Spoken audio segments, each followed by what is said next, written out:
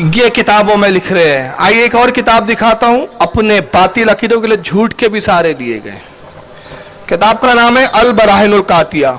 मैं ये सारी वो किताबें दिखा रहा हूं जो अभी नहीं छपी है, ताकि ये बात की गुंजाइश खत्म हो जाए कि कहने वाला कहे अरे भाई पता नहीं छपी है या नहीं, पुरानी है, कहां से लाया इन्होंने उठा के। नहीं, ये आज की छपी हुई अभी छप रही है, बॉम्बे में ही आपको मिल जाएंगी। ये अल बराहिनुल कातिया लिखने वाले मौलाना खलील अहमद अम्बेठवी है, और जिनके हुक्म से लिखा वहां लिखा हुआ भी है। देखिए अलकाबात कितने बड़े चौड़े लंबे चौड़े हैं। बामर यानी इनके हुक्म से लिखा गया। बकियतुस सल्फ, हुज्जतुल खल्फ और आसुल फुका वल मुहद्दिसीन, कामिल ताजुल उलमाए कामिलीन जनाब मौलाना रशीद अहमद साहब गंगोही, इनके हुक्म से लिखा। अब इनके रिश्तेदारियां, इनके ताल्लुकात क्या है? तबलीगी जमात के जो बानी है मौलाना इलियास कांधेलवी साहब, मौलाना रशीद अहमद साहब उनके पीरो मुर्शिद है, और मौलाना खलील अहमद अम्बेठी साहब उनके उस्ताद है। उस्ताद ने लिखा, पीर साहब ने उसकी तायीद की। कुतुबखाने इमदादिया देवबंद से किताब छपी, सफा नंबर 121। लिखते हैं कि खुद फक्रे आलम अली सलाम फरमाते हैं, वल्लाहि ला अदरी मा युफअलु बी वला बिकुम, कि अल्लाह के नबी ने फरमाया मैं नहीं जानता मेरे साथ क्या होगा, मैं नहीं जानता तुम्हारे साथ क्या होगा। हालांकि ये हदीस मनसूख है, और ये इस जमात का एक बड़ा शेवा है। मैं अभी आगे आपको मौलाना तारिक जमील साहब की एक ऑडियो दिखाऊंगा। मनसूख अहकाम से इस्तदलाल करना ये जमात का एक शेवा है। अब मनसूख क्या होता है मैं बाद में समझाऊंगा उसको।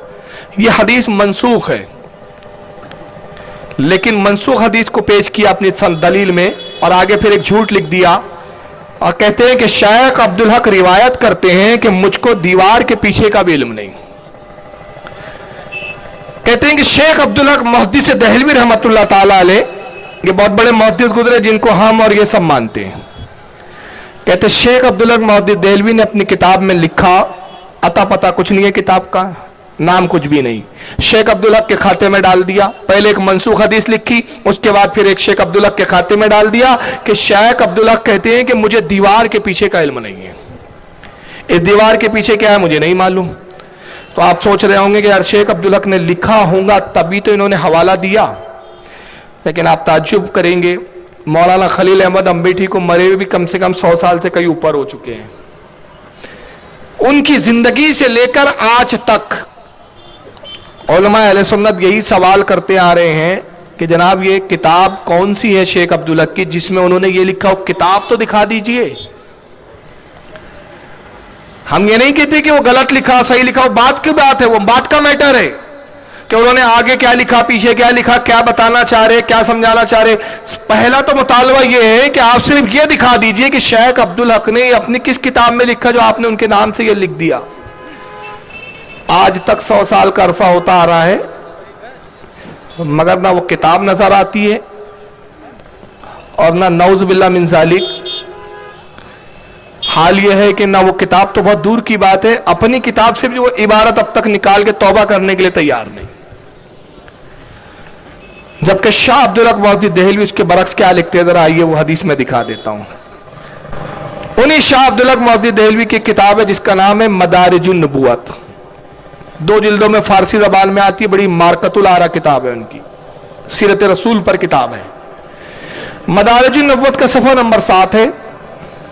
सफा 7 पर शाह अब्दुल हक मुहद्दिस दहलवी लिखते हैं कि ईजा इश्काल मी अरंद कि दरबाजी रिवायत आमदास्त के गुफ्त आ हजरत सल्लल्लाहु अलैहि वसल्लम के मन बंदाम नमी दानम आची दर पस्त ई दीवारस्त जवाबस्त आनस के ई सुकान असली नदारत।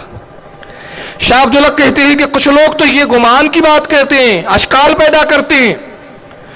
कुछ लोग ये बेहुदा बात लाते हैं, और वो बेहुदा बात क्या है कि रसूलुल्लाह के कुछ रिवायतों में आया, वो दावा करते हैं कि रसूलुल्लाह ने कुछ रिवायतों में बयान किया है, कुछ रिवायतों में मौजूद है हुजूर का कौल कि सरकार कहते हैं मैं अल्लाह का एक बंदा हूं, मैं तो एक बंदा हूं, मैं नहीं जानता इस दीवार के पीछे क्या है। तो शाह अब्दुल हक फरमाते इसके बारे में हमारा जवाब तो यह है कि इस हदीस की कोई सनद ही नहीं है, इसकी कोई असलियत ही नहीं है, ये मन घड़त बात है। تو جس بات کو شاہ عبداللہ کہہ رہے ہیں کہ یہ من گھڑت بات ہے جس کی کوئی اصلیت نہیں، مگر تعجب ہے ان کی دیدہ دہینی کی کہ اتنے دیدہ دہن کہ معاذ اللہ نعوذ باللہ جس بات کا جو محدث انکار کر رہا ہے اسی کے کھاتے میں ڈال دے رہے ہیں کہ انہوں نے ہی کہا یہ بات.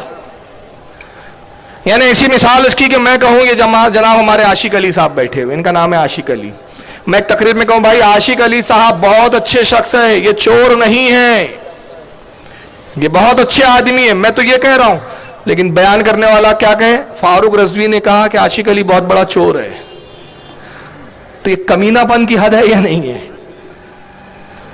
یہ بڑے بڑے بزرگوں کے نام سے انہوں نے تہمتیں گڑ ڈالی. مطالبہ تو بہت چھوٹا ہے ہمارا، ہم نے کب کہا کہ بھائی ہم اپنی طرف سے کہہ رہے ہیں؟ ہمارا کیا یہ مطالبہ، ہمارا یہ حق بھی نہیں ہے کہ ہم آپ سے صرف اتنا پوچھیں کہ آپ نے شاہ عبداللہ کی کتاب میں کون سی کتاب میں پڑھ لیا بھائی ہے؟ حدیث گڑھنے کا رواج کتنا عام ہے اس پر تو مستقل بیان کی ضرورت ہے، لیکن میں یہاں ایک چیز دکھا دیتا ہوں. ابھی میلاد النبی چل رہی ہے، میلاد النبی نہ منانا چاہیے، اس کے لیے دیکھیے ایک صاحب کیسی حدیثیں گڑھ رہے ہیں. یہ اپنے مقصد کے لیے حدیثیں بھی گڑھ دیتے ہیں.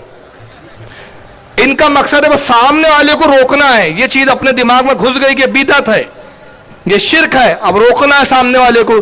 تو نہیں مان رہا ہے، سننی ہے تو فوراً ایک حدیث گڑھ کے سنا دیں گے اس کو. بالکل مینوفیکچرنگ فیکٹری لے کے بیٹھے ہوئے ہیں. کسی زمانے میں میں نے ایک کتاب میں پڑھا تھا، بڑی خاص بات ہے کہ امام شافعی رحمۃ اللہ علیہ فرمایا کرتے تھے کوفہ کے بارے میں، کوفہ میں یزید کے ہوا خواہ ہوتے تھے، وہ حدیثیں گڑھتے تھے بنو امیہ کی فضیلتوں میں. تو امام شافعی کہتے ہیں کہ ایک حدیث مدینے سے نکلتی ہے، تو مدینے سے نکلتی ہے تو 1 انچ کی ہوتی ہے، کوفہ پہنچتے پہنچتے 1 گز کی ہو جاتی ہے. یعنی اتنے حدیثوں کو بڑا چڑھا کے مرچ مسالہ لگا کے گڑھ دیتے تھے. تو وہ تو 1 انچ کو 1 گز کرتے تھے، یہ 1 انچ نہیں، یہ تو بالکل باقاعدہ پیدا کرتے ہیں، پوری حدیث پیدا کرتے ہیں. اور نام جماعت کا کیا رکھا ہے؟ اہل حدیث. آئیے ان کے کبھی ابھرتے ہوئے اسکالر ہے جن کا نام ہے محمد عمران، کسی زمانے میں ڈاکٹر ذاکر نائک کے شاگرد ہوا کرتے تھے. ذاکر صاحب کے ساتھ خوب کام کیا، آخر میں اختلاف ہو گیا، الگ ہو گئے، اپنی ایک الگ ٹولی، ایک الگ 1.5 اینٹ کی جماعت بنا لی.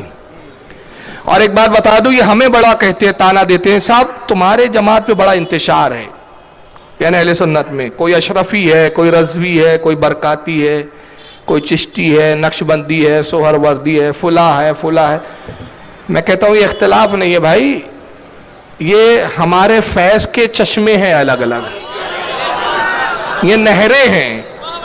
جس ندی سے آپ قریب ہو وہاں کا پانی پی لیجئے. ہم دھوماتے نہیں ہیں کہ پانی کے لیے ادھر جانا پڑے گا ادھر جانا پڑے گا. ارے جہاں جو قریب کی ندی ہے پی لے، رضوی سلسلے کی ندی ہے وہاں پی لے، چشتی ملتے ہیں وہاں پی لے، اشرفی ملتے ہیں وہاں پی لے.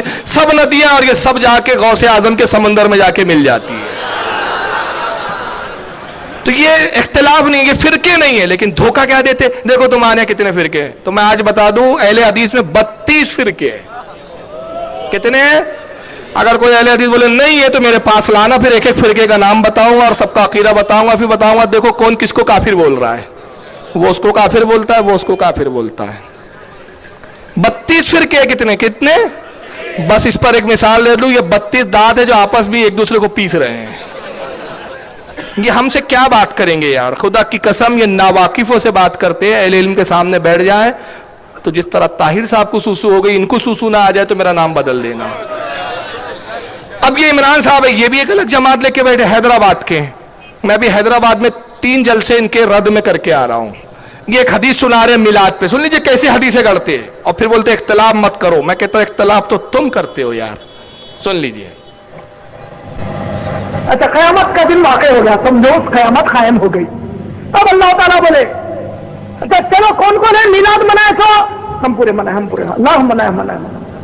تب یہ جو ہاتھ اٹھائیں گے نا منائے، بلکہ اس میں ابو بکر صدیق کا ہاتھ نہیں اٹھیں گا، عمر رضی اللہ تعالیٰ عنہ کا نہیں اٹھیں گا، عثمان رضی اللہ تعالیٰ عنہ کا نہیں اٹھیں گا، عائشہ رضی اللہ تعالیٰ عنہ کا نہیں اٹھیں گا، خدیجہ رضی اللہ تعالیٰ عنہ کا نہیں اٹھیں گا، کوئی صحابی کا نہیں اٹھیں گا، پورے 1400 سال بعد والوں کا اٹھیں گا.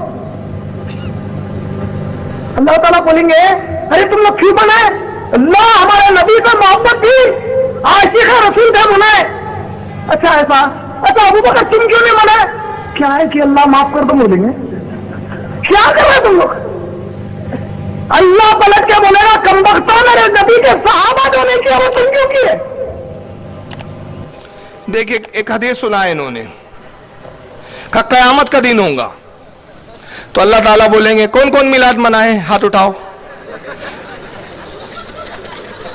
تو سارے 1400 سال بعد کے لوگ ہاتھ اٹھائیں گے. نہیں ابھی آپ کو ہاتھ نہیں اٹھانا ہے بھائی، وہ حدیث سنا ہے انہوں نے، میں ان کی حدیث کے الفاظ دہرا رہا ہوں جو انہوں نے سنا ہے. یہ حدیث کے راوی کون ہے معلوم ہے آپ کو؟ بیان مولانا عمران صاحب کر رہے ہیں، اس کے راوی ان کی امی جان ہے اور ان کی امی نے ان کے ابا سے روایت کیا ہے. اس کی سند یہ ہے ان امی ہے ان ابی ہے، قال عمران، یہ اس کی سند ہے. اور پھر آگے انہوں نے حدیث بیان کی. تو انہوں نے حدیث یہ بیان کی ہے کہ اللہ تعالیٰ قیامت کے دن ہوگا، کہیں گا کون کون میلاد منایا تھا ہاتھ اٹھاؤ. تو 1400 سال کے بعد والوں کا ہاتھ اٹھیں گا، ہم نے منایا اللہ، ہم نے منایا ہم نے. تو ابو بکر صدیق کا ہاتھ نہیں اٹھیں گا، فاروق اعظم کا نہیں اٹھیں گا، حضرت عائشہ کا نہیں اٹھیں گا، صحابہ کرام کا نہیں اٹھیں گا. تو اللہ پھر پوچھیں گا ان سے تم نے کیوں منائے؟ تو 14 سال کے بعد والے سنی کہیں گے اللہ تیرے نبی سے محبت تھی ہم کو. تو اللہ کہیں گے ابو بکر تم نے کیوں نہیں منایا؟ تو ابو بکر کہیں گے اللہ معاف کر دے. دیکھیں قیامت کا منظر کتنا بچکانہ پیش کیا ہے اس نے، جبکہ قیامت کا دن کیا ہوگا پتا ہے؟ میں جب آیت پڑھوں گا نا تو اس کا وزن محسوس کریں آپ. اللہ فرماتا ہے مالک یوم الدین، میں ہی آخرت کا مالک ہوں. اور اس وقت یہ حالت ہوں گی کہ نبی بھی جو ہوں گے کہیں گے اس ابو الی غیری، جاؤ کسی اور کے پاس، نفسا نفسی نفسا نفسی. آج ہمیں اپنی پڑی ہوئی ہے، سب کے پاس جائیں گی امتیں، ہر نبی سے کہیں گی شفاعت کر دیجئے. کہیں گے کہاں تمہاری شفاعت؟ اس ابو الی غیری، اس ابو الی غیری، اس ابو الی غیری، جاؤ کسی اور کے پاس، کسی اور کے پاس. مگر سرکار کی واحد زائد ہوں گی جو بے خوف لا خوف علیہم ولا ہم یحزنون کے منصب پر ہوں گی. کہیں گے انا لہا انا لہا، میں ہی اس کام کے لیے ہوں. لیکن آخرت کا بھیانک وہ دیکھ رہے ہیں ہم منظر کہ انبیاء اکرام اللہ کے قہر و جلال سے لرزہ بر اندام ہے. مگر اس نے منظر کیا پیش کیا؟ قیامت کے دوروں اللہ پوچھا کون کون میلاد بنا ہے، ہاتھ اٹھاؤ. گویا مشاعرہ ہو رہا ہے، ادھر والے ہاتھ اٹھاؤ، ادھر والے ہاتھ اٹھاؤ، پیچھے والے ہاتھ اٹھاؤ. یہ قیامت کا منظر ہے. سب سے پہلا سوال عمران صاحب سے، یہ حدیث کہاں ہے؟ یہ حدیث کہاں ہے؟ کون سی حدیث میں آیا؟ اللہ بولیں گا، اللہ فرمائیں گا. تو پھر ابو بکر کہیں گے اللہ معاف کر دے. تو پھر اس پہ تبصرہ کرتے کہ اللہ بولیں گا کم بختو، یعنی معاذ اللہ گالی بھی بکرا ہے، یہ اللہ کا لب و لہجہ ہے، یہ کلام الہی بتا رہے ہوں. کم بختو جو میرے نبی کے صحابہ نہیں کیے وہ تم کیوں کر رہے ہو، وہ تم نے کیوں کیا؟ ہو سکتا ہے جواب میں کہہ دے کہ نہیں حدیث تو نہیں ہے، البتہ ہم نے ایک مثال پیش کی ہے. تو میں کہتا ہوں ایسی مثالیں سے کیا کام چلنے والا ہے یار؟ بات کرنا ہے تو حدیث کی روشنی میں کرو. ہمت ہوتی تو ایک حدیث، صرف ایک حدیث ایسی پیش کرتے جس میں نبی نے کہا کہ جس نے میرا میلاد منایا اس نے حرام کیا. ایک حدیث ایسی پیش کر سکتے ہو تو کر کے بتاؤ کہ جس میں کسی صحابی کا قول ہو کہ جس نے نبی کا میلاد منایا اس نے شرک کیا، کفر کیا، حرام کیا. ایک حدیث نہیں ہے. تو جب ان کے پاس حدیث نہیں ہے تو بچکانی باتیں کرنے شروع کر دیتے ہیں اور کہتے کہ صاحب ایسا ہوگا. تو میں کہتا ہوں اگر یہ مثال آپ دیتے ہیں تو مثال یوں بھی تو ہو سکتی ہے کہ ذاکر صاحب بھی کوٹ پہنتے ہیں، ٹائی پہنتے ہیں، آپ بھی کوٹ پہنتے ہیں، ٹائی پہنتے ہیں، آپ کی جماعت میں کئی کوٹ اور ٹائی پہننے والے انگریز بنے پھر رہے ہیں. تو اللہ فرمائے گا ہاں بتاؤ کون کون کوٹ اور ٹائی پہنتا تھا؟ ذاکر ناک کا ہاتھ اٹھیں گا، اس کا عمران کا اٹھیں گا. اللہ کہیں گا ابو بکر تم نے کیوں نہیں پہنا؟ اللہ ہمارے زمانے میں تھا ہی نہیں ہے. اچھا کون کون بخاری پڑھا بتاؤ؟ قرآن کے بعد سب سے افضل کتاب بخاری کس نے پڑھا؟ تو سارے غیر مقلدین اہل حدیث ہاتھ اٹھائیں گے، اللہ ہم نے پڑھا بخاری، ہم نے پڑھا. ابو بکر تم نے کیوں نہیں پڑھا؟ اللہ ہمارے زمانے میں تھی ہی نہیں. کون کون گیا تھا تبلیغی جماعت میں 40 دن کے چلوں کے لیے؟ ہاتھ اٹھیں گے میں گیا تھا اللہ 4 چلے 5 چلے. ابو بکر تم کیوں نہیں گئے؟ پروردگار تبلیغی جماعت تھی ہی نہیں ہمارے زمانے میں. تو مثال تو ایسی بھی ہو سکتی ہے نا. لیکن بہرحال موضوع تو یہ نہیں ہے. ابھی موضوع یہ ہے کہ حدیثیں کس طرح گڑھتے ہیں. میں نے ایک جملہ بتایا